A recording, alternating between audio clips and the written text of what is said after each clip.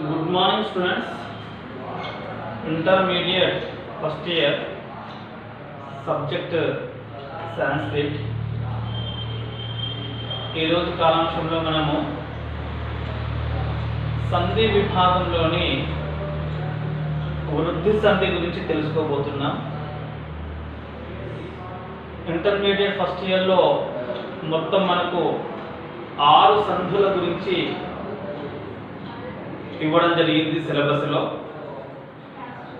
ఇప్పటి వరకు ఈ సంధి విభాగంలో సవర్ణ దీర్ఘ సంధి మరియు గుణ సంధి గురించి మనం తెలుసుకున్నాము. సవర్ణ దీర్ఘ సంధి, గుణ సంధి ఏ విధంగా గుర్తుపట్టాలి,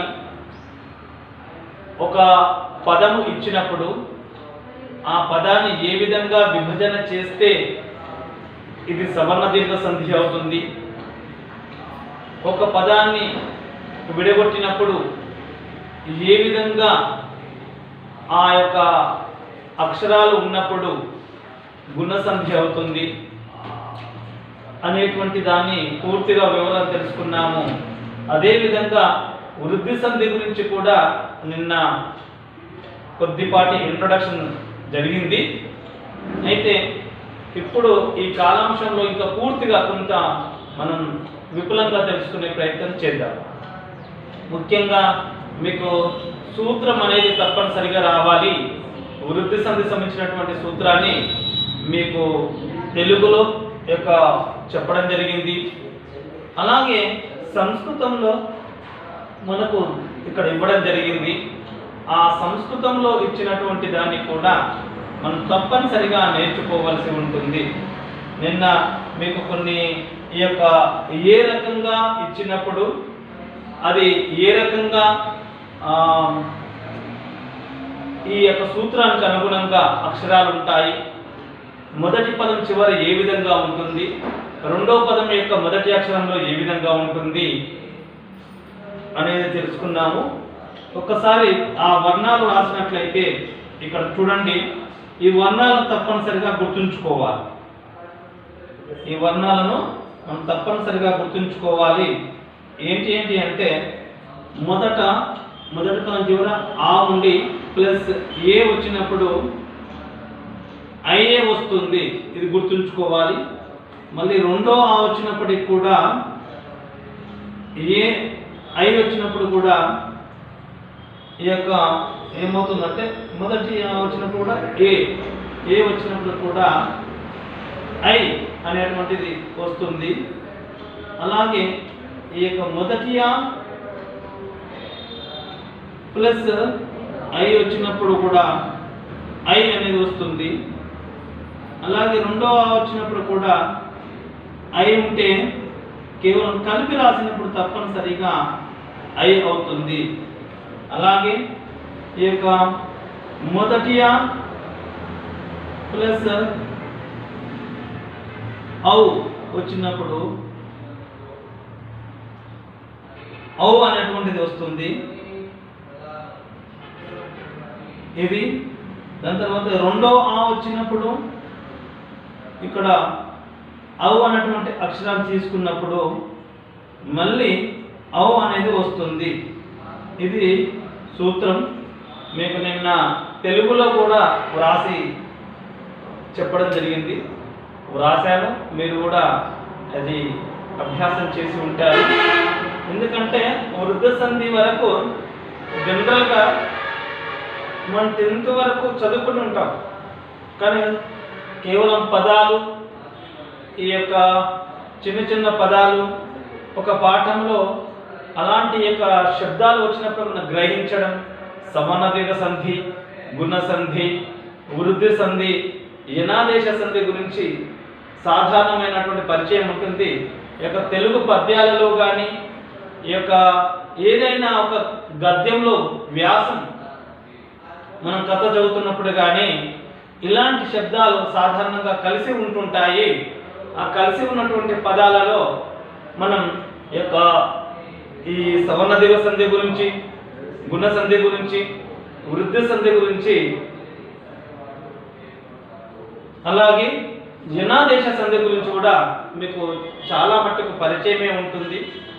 అయితే ఇది ఈ సంధికే వస్తుందని ఎప్పుడు మనము పక్కాగా తెలుసుకోగలుగుతామంటే మనకు సూత్రాల పట్ల సరైనటువంటి అవగాహన ఉన్నప్పుడు మాత్రమే. సూత్రాలు పూర్తిగా మనకు సరిగా వస్తే ఈ యొక్క కన్ఫ్యూజ్ కాకుండా మనం తప్పనిసరిగా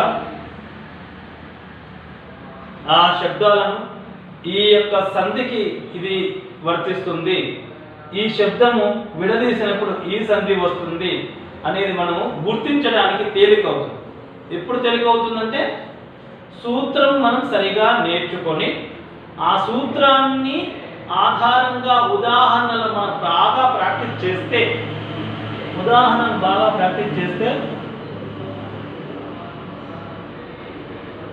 అప్పుడు ఈ యొక్క శబ్దాలను విడగొడితే ఇందులో కలిపినప్పుడు ఈ సంధి వస్తుంది అనేది మీకు తెలిసిపోతుంది. యొక్క వృద్ధి సంధి గురించి ఆలోచిద్దాం. ఎందుకంటే మీరు గతంలో సవర్ణ దీర్ఘ సంధి, ఈ యొక్క గుణ సంధి గురించి పూర్తిగా చాలా అభ్యాసం చేయడం జరిగింది. అయితే వృద్ధి సంధి సూత్రం ఏమనుకున్నాం? వృద్ధి రేచి, చిన్నది ఇదే సూత్రం అవుతుంది. వృద్ధి రేచి అని అంటే సరిపోతుంది. అయితే ఆదేశి పరే వృద్ధి రేఖాదేశ హాస్యాత్ అనే సూత్రంలో మనం నిన్న 4 యొక్క పదాలను చూసాము. ఇప్పుడు మరికొన్ని పదాలను చూద్దాం. ఆ మరికొన్ని పదాలను చూసేటప్పుడు ఈ యొక్క భిన్న భిన్నంగా ఉండడానికి అవకాశం ఉంటుంది. అలాంటి పదాలన్నీ ఇక్కడ చూస్తాం. సూత్రాన్ని ఒకసారి తెలుగులో మీరు అర్థం చేసుకోండి. అకారమునకు ఏ ఐలు పరమైనప్పుడు, ఇక్కడ ఏ ఐలు పరమైనప్పుడు ఐకారం వస్తుంది. అదే అకారమునకు ఓ ఔలు పరమైనప్పుడు ఇంకా ఓ అనేటువంటి కూడా తీసుకోవచ్చు. ఇక్కడ ఇంకొక రకంగా ఇక్కడ తీసుకోండి. ఓ ఔలు వచ్చినప్పుడు కూడా మనకేమవుతుందంటే ఇక్కడ అకారం నుండి ప్లస్ ఓకారం వచ్చినప్పుడు కూడా మొట్టమొదటి ఓ వచ్చి అయినప్పుడు కూడా అది ఔ అనేది విధంగా మారిపోతుంది. ఇది మీరు గమనించాలి. కొన్ని టెక్స్ట్ బుక్ లో ఉన్నటువంటి ఉదాహరణలు చూడొచ్చు, మరియు ఇక్కడ ఉన్నవే కాకుండా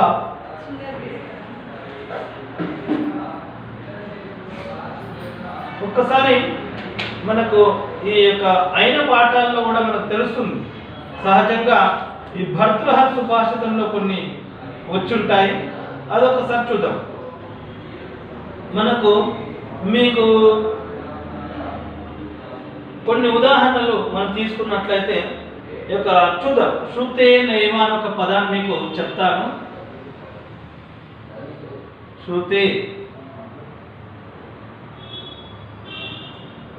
నైవ,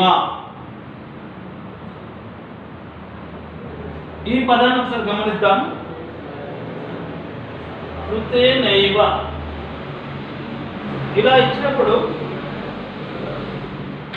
చూడండి, ఇది ఎందులో వచ్చిందంటే మనం శ్రోత్రం శృతేనైవ నకుండలేన అనేటువంటి మనకు శ్లోకం నేర్చుకున్నాం. అదేంటి? శ్రోత్రం శృతేనైవ నకుండలేన దానేన పానం నతుకంకనేన అనేటువంటి శ్లోకంలో శృతేనైవ అనేటువంటి పదం వచ్చింది. ఈ శృతేనైవ అన్నప్పుడు ఈ యొక్క దీన్ని విడగొట్టాలన్నప్పుడు ఇది ఒకటే పదంగా ఉంది కాబట్టి శృతేన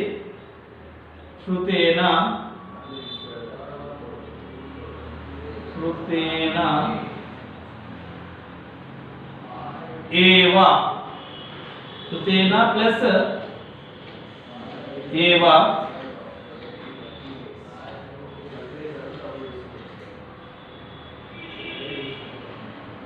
శృతేన ప్లస్ ఏవ ఏమవుతుంది? ఈ శృతేన నాలో ఆ ఉంది, తర్వాత ఏ వచ్చింది, ప్లస్ ఆ ప్లస్ ఏ. ఇక ఇలా పదం ఇచ్చినప్పుడు శృతేన ప్లస్ ఏవ శృతేనైవ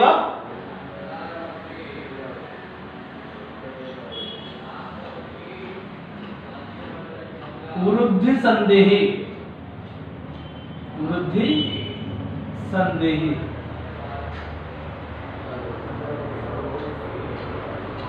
ఇది వృద్ధి సందేహి నిర్ధారణకు రావడానికి ముందు మనము ఇక్కడ కొద్దిపాటి టెస్ట్ చేసుకోవాలి. శృతేన మొదటి పదం చివరి అక్షరం ఆ ఉంది, ప్లస్ తర్వాత ఏ ఉంది. ఇక్కడ ఆ ప్లస్ ఏ వచ్చింది కాబట్టి ఏమైంది, మళ్ళీ కలిపినప్పుడు ఈ ఏ లోపించి యొక్క శృతే నైవ అని వస్తుంది. దీని మీద కలిసేస్తుంది ఏ అనేది శృతే నైవ. అలా మనం తీసుకోవచ్చు. ఈ విధంగా సంధిని మనం గమనించాలి. ఒకవేళ మనకు ఈ రకంగా పదం ఇస్తే ఇలా విడగొట్టేసి సంధి పేరు రాయాలి. లేదు మీకు ఇలా ఇచ్చినప్పుడు కూడా ఏమి చేయాలంటే ఈ యొక్క విడదీచిన ఇచ్చినప్పుడు శృతేన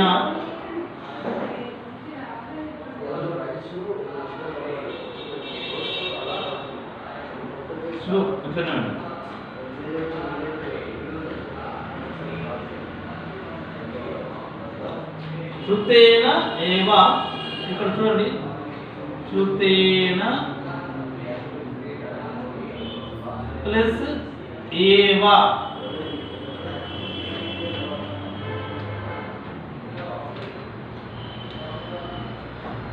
శృతేన ప్లస్ ఏవ ఈ రకంగా తీసుకున్నప్పటికీ కూడా మనం గమనించడం కోసం మాత్రమే ప్రయత్నం చేస్తున్నాం. ఇక్కడ మొదట అకారం వచ్చింది, ప్లస్ ఏ వచ్చింది, కలిపితే ఐ రావాలి. ఐ రావాలి.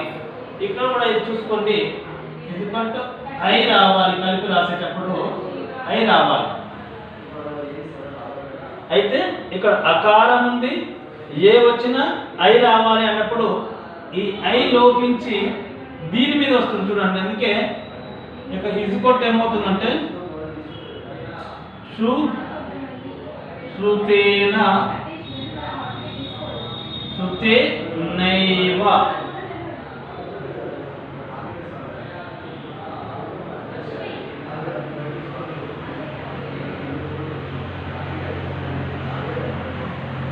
శృతే నైవ. ఈ విధంగా మనము గమనించవచ్చు. ఎట్లా అంటే మనకు అనేకమైనటువంటి ఈ యొక్క పదాలు చాలా తప్పనిసరిగా శ్లోకాలలో కానీ ఒక వ్యాసం కానీ కథ కానీ చదువుతున్నప్పుడు, కథ చదువుతుండవచ్చు లేదా వ్యాసం చదువుతుండవచ్చు, ఇలాంటి పదాలు చాలా కలిసి ఉంటుంటాయి. ఇక శృతేన ప్లస్ ఏవ శృతే నైవ.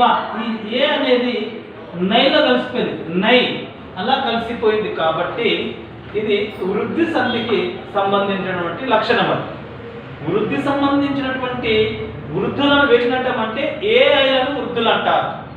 కాబట్టి వృద్ధి సంధి యొక్క లక్షణము ఏమిటన్నప్పుడు అకారమునకు ఏ ఐ పరమైతే ఐకారం వస్తుందని, ఓ పరమైనప్పుడు ఔకారం వస్తుందని మనం సూత్రం నేర్చుకున్నాము.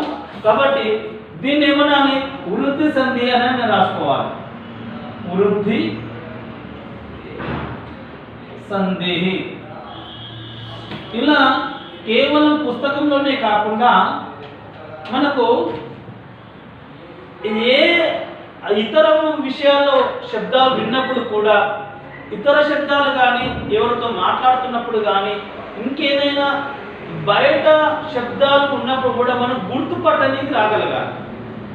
అప్పుడే మీకు ఈ యొక్క సంధి గురించి సరైనటువంటి అవగాహన వచ్చినట్టు అవుతుంది. ఇక్కడ మన పుస్తకంలో ఒక 10 శబ్దాలే ఇవ్వవచ్చు లేదా ఒక 6 శబ్దాలే ఇవ్వవచ్చు. కానీ ప్రాక్టీస్ చేస్తే ఆ 6 గురించి పూర్తిగా మీకు అవగాహన వస్తే, మరియు ఇక్కడ మన టెక్స్ట్ బుక్లో ఉన్నటువంటి పాఠం చివరలో చాలా ఉన్నవి, అలాంటి వాటిని కూడా మనము గుర్తించవచ్చు. కేవలం యొక్క సందేహ అనేటువంటి విభాగంలో మనకు ఉదాహరణలు కేవలం తక్కువ ఇస్తాడు. ఆ ఇచ్చిన ఉదాహరణల ఆధారంగా మనము ఎలాంటి శబ్దం ఇచ్చినప్పటికీ కూడా ఈ యొక్క చక్కగా విభజించి దాన్ని సంధి పేరు రాయడం అనేది అలవాటు చేసుకోవాలి. ఒకవేళ విడగొట్టి ఇచ్చినట్లయితే వాటిని కలిపి రాయడం కూడా మనకు సరిగా రావాలి. ఇక్కడ చూడండి, దీన్నే రెండు రకాలుగా రాశారు. శృతే నైవ అన్నప్పుడు శృతేన ప్లస్ ఏవ వృద్ధి సందేహి. ఇది ఇలా మీకు తెలవడం కోసం సూచించాను. ఆ ప్లస్ ఏ అయ్యింది. ఇక శృతేన ప్లస్ ఏవ ఇక్కడ కూడా సేమ్ దానిలాగానే చూపించాను. ఇవి మీకు పరీక్షల్లో ఇది చూపించాల్సిన అవసరం లేదు, ఎందుకంటే తెలవడం కోసం మాత్రమే ఇక్కడ మీకు ఏముంది కలిపితే ఏమొస్తుందని చెప్పడం జరుగుతుంది. అలా మీరు చాలా జాగ్రత్తగా వ్రాయాల్సి ఉంటుంది. ఇక్కడ మరొక ఉదాహరణ చూద్దాం. ఇలా మనకు చాలా ఉదాహరణలు వచ్చాయి. ఇక ఫస్ట్ పాఠంలోనే ఇది మనకు ఉంది అన్నమాట. భర్తృహరి సుభాషితాన్ని అనేటువంటి పాఠంలో మీరు స్టార్ గుర్తు కలిగినటువంటి శ్లోకాలు చదువుకున్నారు కదా.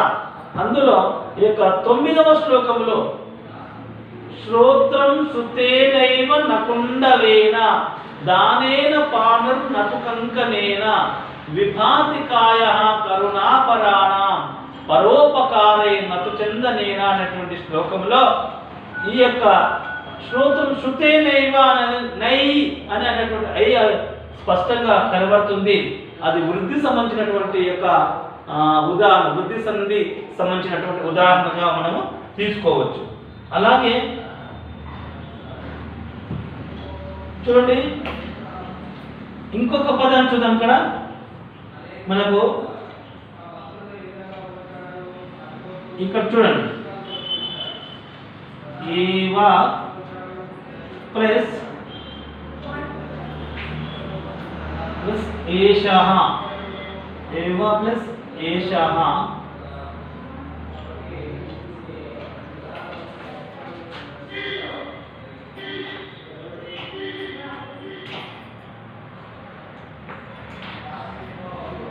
ఏషః. ఇక్కడ చూడండి, ఏవా అనేటువంటి అక్షరంలో ఆ అనేటువంటిది ఉంది. ఆ ప్లస్ ఇక్కడ ఏ వచ్చింది కాబట్టి ఏవా ప్లస్ ఏషః వచ్చింది.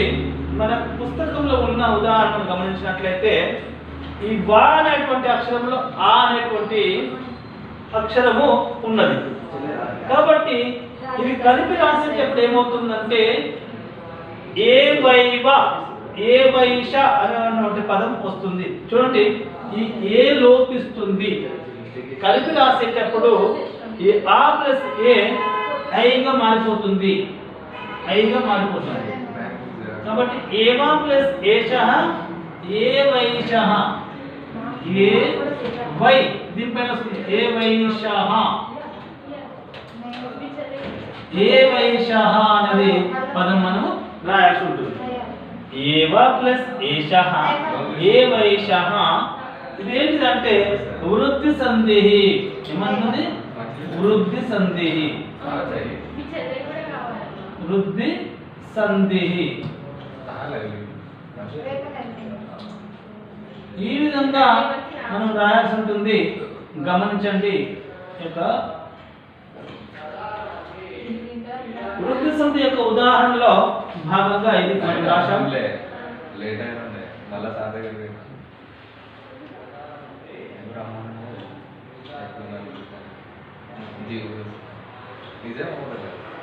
ఇక్కడ ఈ యొక్క టెక్స్ట్ బుక్ లోని ఫస్ట్ పాఠంలోనే మనకు రెండు ఉదాహరణలు వచ్చినవి. ఇక్కడ అకారము ప్లస్ తర్వాత ఏ ఉన్నది, ఆ ప్లస్ ఏ ఐగా మారింది, ఏ వైషః అనేది వచ్చేసింది. వృద్ధి సంధిగా మనం గుర్తిస్తాం. కాబట్టి సూత్రం ఏంటంటే అకారమునకు ఏ పరమైనప్పుడు ఐకారము, ఓలు పయమైనప్పుడు ఔకారం అనేది ఏకాదేశ గుణాన్ని గుర్తుంచుకోవాలి. గుణసంధి కానీ సవనదిగ సంధి, గుణసంధి, వృద్ధి సంధి ఈ మూడు కూడా ఏమవుతాయంటే ఏకాదేశమగును అంటాం ఇందులో. కానీ ఎనాదేశ సంధిని మాత్రము ఆదేశమగును అంటాం సూత్రం ప్రకారం చూసినట్లయితే. అలా మనకు ఇక్కడ ఉదాహరణలు ఇవ్వడం జరిగింది. మీకు మరొక పాఠంలోనే చూద్దాం. ఎన్ని రకాలుగా వచ్చినప్పటికీ కూడా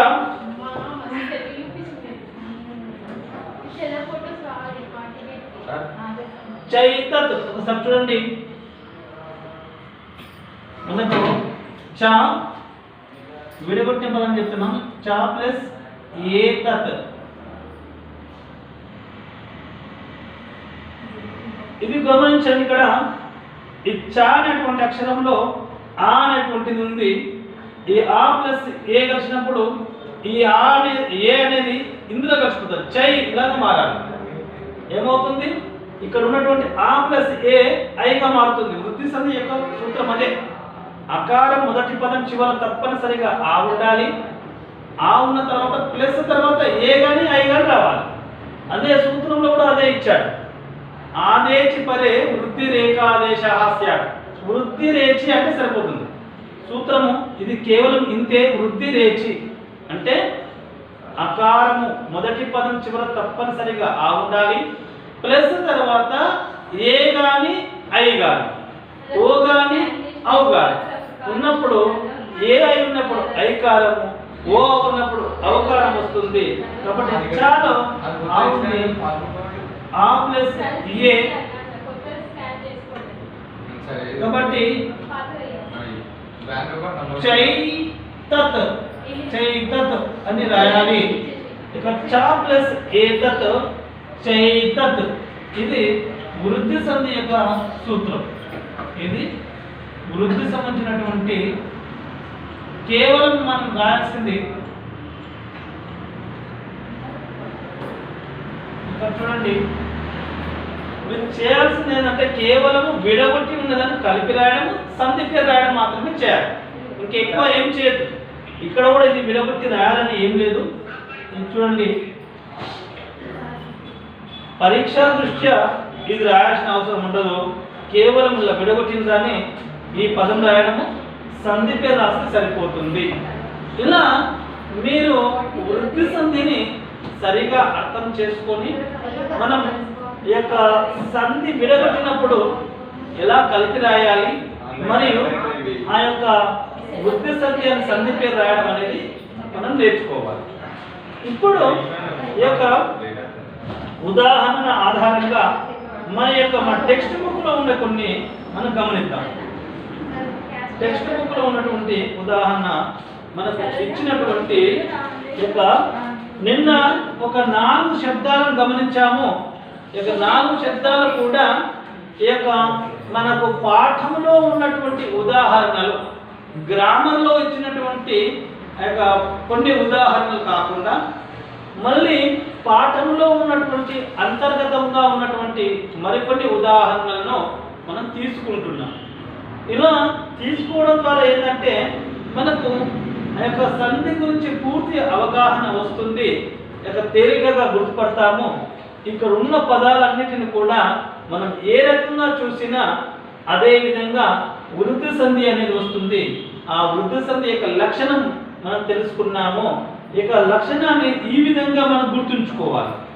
ఎందుకంటే ఆ ప్లస్ ఏ ఐగా మారడం, ఆ ప్లస్ ఏ ఐగా మారడం, ఆ ప్లస్ ఐ ఐగా మారడం, ఆ ప్లస్ ఐ ఐగా మారడం, ఆ ప్లస్ ఔ ఔగా మారడం, ఈ యొక్క రెండవ ప్లస్ ఔగా మారడం, ఆ ప్లస్ ఓ ఔగా మారడం అనేది ఈ సంధి యొక్క లక్షణంగా చెప్తున్నాం. కాబట్టి వీటికి సంబంధించిన ఉదాహరణలు చూద్దాం. మనము ఇప్పటి వరకు ఏతో ఉన్నటువంటి కొన్ని ఉదాహరణలు గమనించాము. ఇప్పటి వరకు ఆకు ఏ కలిసినప్పుడు ఐగా మారింది కదా, ఆకు ఓ కలిసినప్పుడు ఏ విధంగా వస్తుందో మరికొన్ని ఉదాహరణలు మనం చూద్దాం. ఇలా ఉదాహరణలు మనం ఆధారంగా ముందుకు వెళ్ళాల్సినటువంటి అవసరం ఉంది. చూడండి,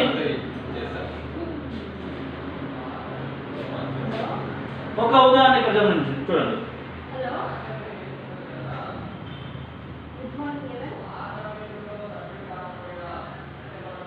దివా ప్లస్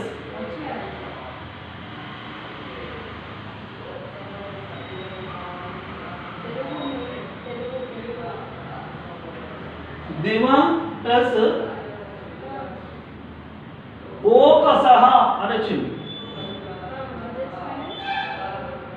ఇది చూడండి, దివ అనేటువంటి పదంలో ఆ అనేటువంటి అక్షరం ఉంది, రెండో ఆ వచ్చింది. రెండో ఆ వచ్చి కూడా ఇది కూడా మీరు ఉదాహరణ తీసుకోవచ్చు. ఇక్కడ ఇంకా తీసుకున్నట్లయితే ప్లస్ లో ఆ ప్లస్ ఓ అవుగా మారిపోవడం అనేది మనం చూస్తూ ఉన్నాం. ఆ ప్లస్ ఓ అవుగా మారిపోతుంది, ఇది గమనించాలి. ఇక్కడ దివా అనేటువంటి ఆ పదంలో చివరి అక్షరం ఆ ఉంది, తర్వాత ఓ వచ్చింది, ప్లస్ తర్వాత ఓ వచ్చింది, కలిపి రాసినప్పుడు అవుగా రావాలి. ఇది ఈ ఓ అనేటువంటి అక్షరము ఈ వాలో కలిసిపోతుంది, దివౌ కసహ అని రావాలి. చూడండి, దివౌ కసహ అని రాయాలి. దివౌ కసహ అని రాయాల్సి ఉంటుంది. చూడండి, ఇక్కడ దివా ప్లస్ ఓ కసహ దివౌ కసహ అనేది వచ్చేసింది. దీన్ని బట్టి మనం ఏమవుతుంది, నిన్న ఈ 4 అక్షరాలకు వచ్చినప్పుడు ఏ విధంగా ఐకారం వచ్చిందో ఇప్పుడు మిగతా ఈ 4ంటికి ఉదాహరణ తెలుసుకుంటున్నాం. పై 4 యొక్క ఏ విధంగా వచ్చిందో ఇప్పుడు కింది 4 గురించి కూడా కొన్ని ఉదాహరణలు తెలుసుకునే ప్రయత్నం చేస్తున్నాం. దివా ప్లస్ ఓ కసహ దివౌ కసహ అలా ఈ కింది ఉదాహరణ అకారానికి ఓ వచ్చినప్పుడు అవుగా మారుతుంది కదా, అదే సూత్రంలో మనం ఇక్కడ గమనిస్తున్నాం. ఈ వాలో ఆ ఉంది, ప్లస్ తర్వాత ఓ వచ్చినప్పుడు ఆ ప్లస్ ఓ ఏమవుతుందంటే అవుగా మారుతుంది. ఈ అవుగా మారినప్పుడు రెండవ పదములోని మొదటి అక్షరము లోపిస్తుంది. రెండవ పదములోని మొదటి అక్షరం అనేది లోపించి మొదటి పదంలోని చివరి అక్షరం పైన అది ప్రభావం చూపి అది అలా పలుకుతుంది అన్నమాట. అందుకే ఇక్కడ ఈ ఓ అనేది పోయి దివౌ అయింది, దివౌ కసహ అన్న దివై ఇక్కడ గీత పెట్టు, ఇలా ఇవ్వాలి. దివౌ కసహ దివా ప్లస్ ఓ కసహ దివౌ, ఈ విధంగా రాయాలి. దివౌ కసహ అని చెప్పాలి. దాన్ని ఏమంటామంటే వృద్ధి సంధి అంటాం. ఏమంటాము? వృద్ధి సంధి. చూడండి, వృద్ధి సంధి. ఇది వృద్ధి సంధి యొక్క సూత్రము. ఈ రకంగా ఉదాహరణలు తీసుకుంటున్నాం. కొన్ని నిన్న మనకి ఇచ్చినటువంటి పదాలు కాకుండా మరికొన్ని పదాలను మనము ఇక్కడ తెలుసుకుంటున్నాము. దాన్ని నిర్ధారణకు వస్తాము. ఆ విధంగా నిర్ధారణకు రావడం కోసమే కొన్ని ఉదాహరణలు మనం తీసుకుంటున్నాము. వీటిని ఆధారంగా మళ్ళీ ఒకసారి సూత్రాన్ని మననం చేసుకొని ఈ విధంగా వచ్చినప్పుడు తప్పనిసరిగా మనము తేలికగా గుర్తుపట్టగలుగుతాం. ఎందుకంటే మనకు ఈ పుస్తకంలో కొన్ని ఉదాహరణలు ఇవ్వచ్చు, ఇచ్చినప్పటికీ కూడా దాన్ని ఆధారం చేసుకొని మిగతా వాటిని గుర్తుపట్టాలంటే మనం ఈ విధంగా తప్పనిసరిగా చేయాలి. మరొక ఉదాహరణ చూద్దాం. మరొక ఉదాహరణ నవ ప్లస్ ఔషధం. ఔషధం చూడండి, ఇక్కడ నవ అనేటువంటి యొక్క పదం ఇచ్చాడు. దానికి కలిపినప్పుడు ఇక్కడ ఈ ఉదాహరణ సరిపోతుంది చూడండి. ఆ ప్లస్ ఔ, కాబట్టి ఔ అయిపోయింది.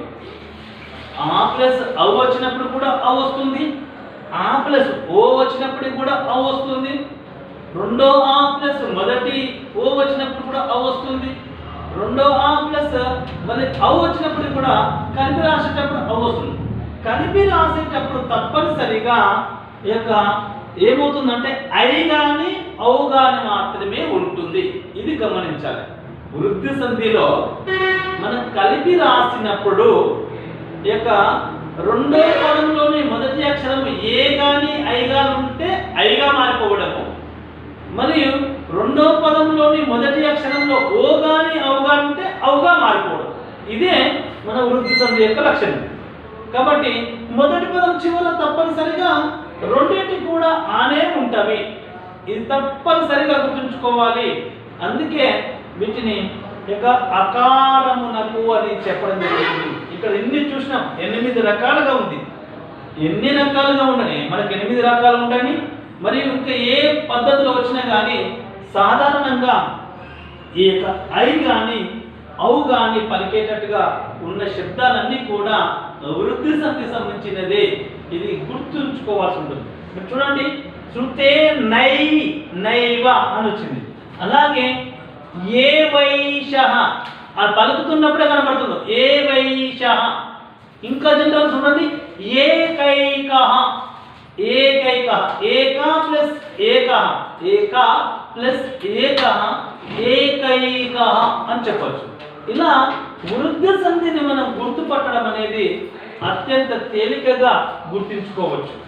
ఇంకొక ఉదాహరణ చూద్దాం. ఇప్పుడు ఇక్కడ రాశాను కదా, ఇందులో ఆ ఉందని మనం రాసుకోవాలి. ప్లస్ ఔ వచ్చేసింది. తర్వాత ఔ అనేది మనం చెప్పాలి. ఏమనాలి? ఔ అని చెప్పాలి. ఇప్పుడు ఈ ఔ ఏ విధంగా వస్తుంది? ఈ ఔ లోపించి దీనిలో కలుస్తుంది. కాబట్టి ఈ నా పక్క ఈ వాను ఔగా పలకాలన్నప్పుడు వౌ అనే పదం వచ్చే విధంగా రాయాలి. ఈ ఔ లోపించింది కాబట్టి నవౌషధం అని రాయాలి. ఏమని రాయాలి? నవౌషధం, నవౌషధం.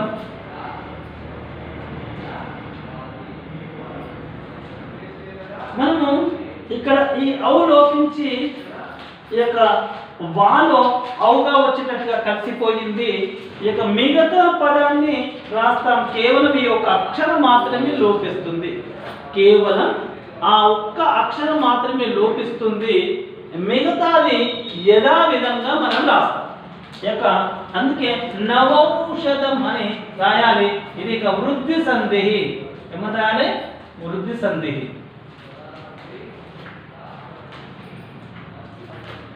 చూడండి, వృద్ధి సంధి.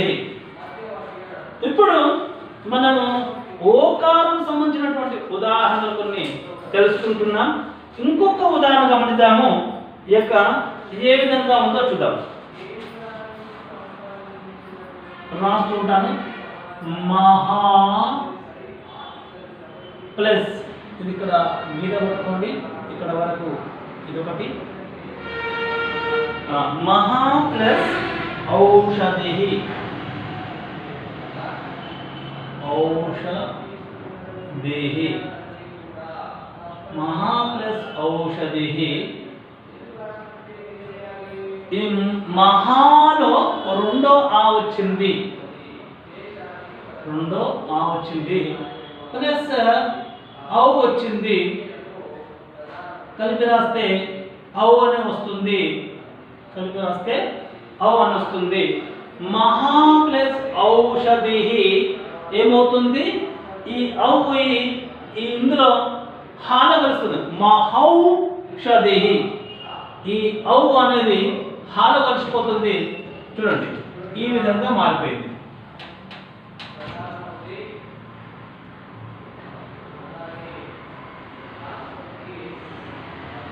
ఇక్కడ గమనించండి, మహా ప్లస్ ఔషధి. చూస్తున్నారు కదా, మహా ప్లస్ ఔషధి. ఏమైంది, ఈ ఔ అనేది హాల కలిసిపోయినప్పుడు మహౌషధి, మహౌషధి అనేది పలుకుతాము, వ్రాస్తామట. కాబట్టి ఇది వృద్ధి సంధి అని మనం గుర్తించాలి. ఇది ఎన్నో సూత్రమానాలుగా రెండో ఆ ప్లస్ ఔ వచ్చింది, ఔగా మారిపోయింది. ఆ ప్లస్ ఔగా మారిపోయింది. ఇప్పుడు ఈ ఉదాహరణ వచ్చేసింది మనకు, ఈ యొక్క తర్వాత ఈ ఉదాహరణ వచ్చేసింది, ఇక్కడ ఈ యొక్క ఉదాహరణ కూడా వచ్చేసింది. ఇన్ని రకాలుగా మనం వచ్చింది. ఆ ప్లస్ ఓ అనేటువంటి దాన్ని ఉదాహరణలు మనకు కొన్ని ఉంటవి, అవి తెలుసుకోవాలి. ఇలా మనకు ఈ ఉదాహరణ ఆధారంగా మనం వృద్ధి సంధిని తెలుసుకోవడం అనేది తేలిక అవుతుంది. వృద్ధి సంధి ఎక్కడ వచ్చినప్పటికీ కూడా మనం గుర్తుపట్టడానికి అవకాశం ఉంటుంది. ఈ యొక్క వృద్ధి సంధిని గుర్తుపట్టడానికి ఈ యొక్క పద్ధతులను మనం అవలంబించాలి. చూడండి, మనకు ఇచ్చినటువంటి కొన్ని పుస్తకంలో ఉన్నటువంటి కొన్ని మరికొన్ని ఉదాహరణలు చూద్దాము.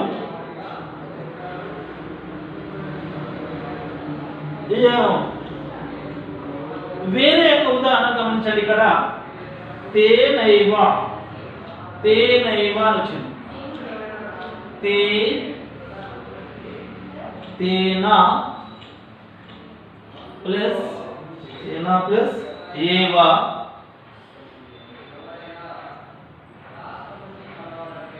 తేనా ప్లస్ ఏవా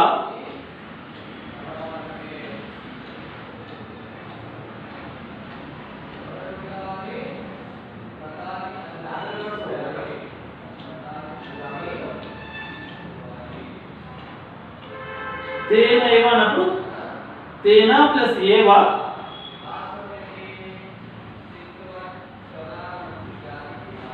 తేనైవ.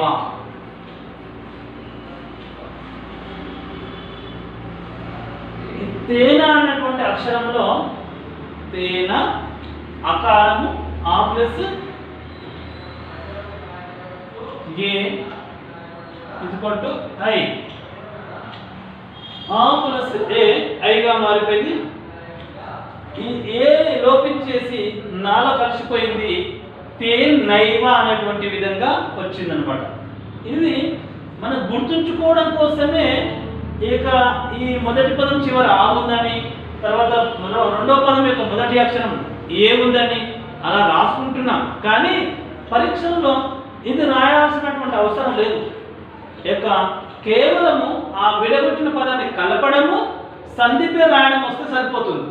కాకపోతే మనకు గుర్తుండడం కోసము కొంత ఇక్కడ రాసుకొని, ఓహో ఇది ఆ ప్లస్ ఏ కలిపితే ఐగా మారిపోతుంది, కాబట్టి ఇది యొక్క వృద్ధి సంధి సంబంధించినటువంటి సూత్రాలలో వర్తిస్తుంది, కాబట్టి ఇది వృద్ధి సంధి అని గుర్తించడం కోసము మనం అలా రాస్తున్నాం. వృద్ధి సంధి అని ఇప్పుడు రాయాలి. ఏమని రాయాలి? వృద్ధి సంధి.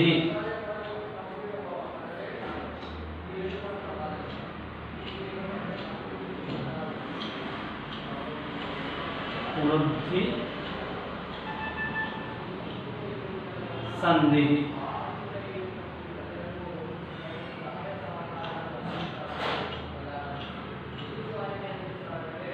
ఆ విధంగా మనం గుర్తుంచుకోవచ్చు. ఇలా వచ్చినటువంటి పదాలలో మనకు భిన్న భిన్నమైనటువంటి వాటిని మనము గుర్తించే ప్రయత్నం చేయాలి. అప్పుడు మాత్రమే మనకేమవుతుందంటే వృద్ధి సంధి గురించి సరైనటువంటి అవగాహన వస్తుంది. ఎన్నో రకాలుగా మన పుస్తకంలో ఇచ్చాడు, కొన్ని చాలా ఇచ్చిన ఉదాహరణలు, కానీ మనకు మెయిన్ గ్రామంలో ఇచ్చినటువంటి వాటిపైన దృష్టి పెట్టాలి. గ్రామంలో కొన్ని పదాలు ఇచ్చాడు. నిన్న మీకు చెప్పాను. తథా ప్లస్ నిన్న చెప్పినటువంటి వాటి యొక్క ఒక్కసారి వాటిని గమనిద్దాం. మరొకసారి వివరణ ఇస్తాను.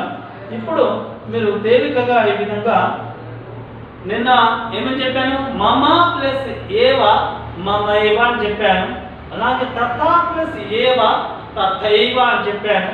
అలాగే పరం ప్లస్ ఐశ్వర్యం పరమైశ్వర్యం, పరం ప్లస్ ఐశ్వర్యం పరమైశ్వర్యం, మహా ప్లస్ ఐక్యత మహైక్యత.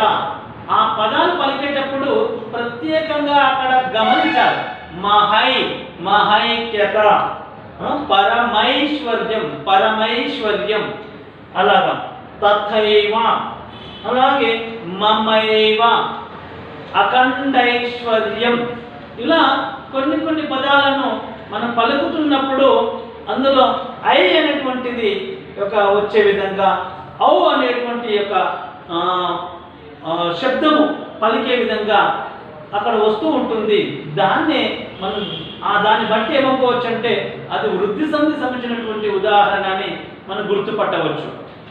అలాగే ఇప్పుడు మహా ప్లస్ ఔషధి అని చెప్పుకున్నాం కదా, ఇక మహౌషధి అన్నాడు. మహౌ అది పలికేటప్పుడే మహౌషధి అని అనుకో. అలాగే నవౌషధం, నవ ప్లస్ ఔషధం నవౌషధం అని వచ్చింది. అంటే అర్థవంతమైన రెండు పదముల యొక్క కలయిక. ఇక్కడ మనం తీసుకున్నట్లయితే నవౌషధం అని అనుకో. నవ అంటే కొత్త, ఔషధం అంటే కొత్త ఔషధము అనే అర్థం వచ్చే విధంగా ఉందన్నమాట. నవౌషధం అనమాట అంటే కొత్త ఔషధము అని చెప్పడానికి నవౌషధం అని వస్తుంది. అలాగే దివా ప్లస్ ఓకసహ అని చెప్పి దివౌకసహ అని చెప్తున్నాడు. కాబట్టి ఈ విధంగా కొన్ని అర్థవంతమైన పదాలే ఉంటాయి. ఇట్లా ఈ యొక్క కొన్ని పదాలను మనం ఇక్కడ వ్రాసినాము. వీటిని మీరు సరిగా అభ్యాసం చేసినట్లయితే ఏ విధంగా ఇది వృద్ధి సంధి అవుతుందో మనకు తెలిసిపోతుంది. ఆ రకంగా మీరు బాగా ప్రాక్టీస్ చేయాలి. ఇక్కడ కొన్ని ఉదాహరణలు మాత్రమే ఇవ్వవచ్చు. ఇక ఈ ఉదాహరణలు కాకుండా మరి ఎక్కడ ఇంకా సంధి పదాలు వచ్చినప్పటికీ కూడా విడగొడుతుంటే ఇలా వృద్ధి సంధి ఉందని గుర్తించాలన్నప్పుడు అక్కడ ఐ అనేది ప్రత్యేకంగా పలుకుతూ ఉంటుంది, ఔ అనేది ప్రత్యేకంగా పలకబడుతుంది అని గ్రహించాలి. అలా వచ్చినటువంటి పదాలను మీరు ఎక్కడైనా గమనించినట్లయితే ఇందులో వృద్ధి అనేది ప్రత్యేకంగా ఉంది కాబట్టి ఇది వృద్ధి సంధి యొక్క ఉదాహరణ అవుతుంది అనేది మీరు తేలికగా గ్రహించడానికి అవకాశం ఉంది. ఇవి మీకు నేను చెప్పాను, వాటిని మీరు బాగా ప్రాక్టీస్ చేయండి. ఇలా ఇక్కడ ప్రతి పదం దగ్గర ఇట్లా రాసినాను నేను. సుతేనా ప్లస్ ఏవని ఇచ్చినప్పుడు ఆ ప్లస్ ఏ ఇసుకుంటూ అని ఇలా రాసినప్పటికీ మీకు చెప్పాను, కేవలం ఇలా విడగొట్టి సంధికి రాస్తే సరిపోతుంది. సూత్రం రాయాల్సినటువంటి అవసరం ఉండదు. సూత్రము వ్రాయాల్సినటువంటి అవసరం ఉండదు. అది గమనించండి. మీరు ఇంటర్మీడియట్ ఫస్ట్ ఇయర్ వాళ్ళే కాబట్టి మీరు తేలికగా ఇలా ఒక్క పదం ఇస్తే విడగొట్టేసేయాలి, సంధి పెరగాలి, అంతే. శృతే నైవ అని ఇచ్చింది అనుకోండి, శృతేన ప్లస్ ఏవ వృద్ధి సంధి. ఈ శృతేన ప్లస్ ఏవ రాయాలి, వృద్ధి సంధి అని రాస్తే సరిపోతుంది. ఒకవేళ ఈ శృతేన ప్లస్ ఏవ ఇస్తే ఈ శృతేనైవ అని రాసేసి వృద్ధి సంధి అని రాయాలి. ఇలా ప్రతిదాన్ని మనము అలా మార్చుకుంటూ కూడా చూడవచ్చు. ఏ రకంగా రాసినప్పటికీ కూడా మీకు తప్పనిసరిగా మంచి మార్కులు రావడానికి అవకాశం ఉంది. కేవలం పదాలను విడగొడుతూ సంధి పేరు రాయడం అనేది రావాలి. మొదట పదాలు రాసుకోవాలి, ఆ పదాన్ని విడగొట్టాలి, సంధి పేరు రాయాలి.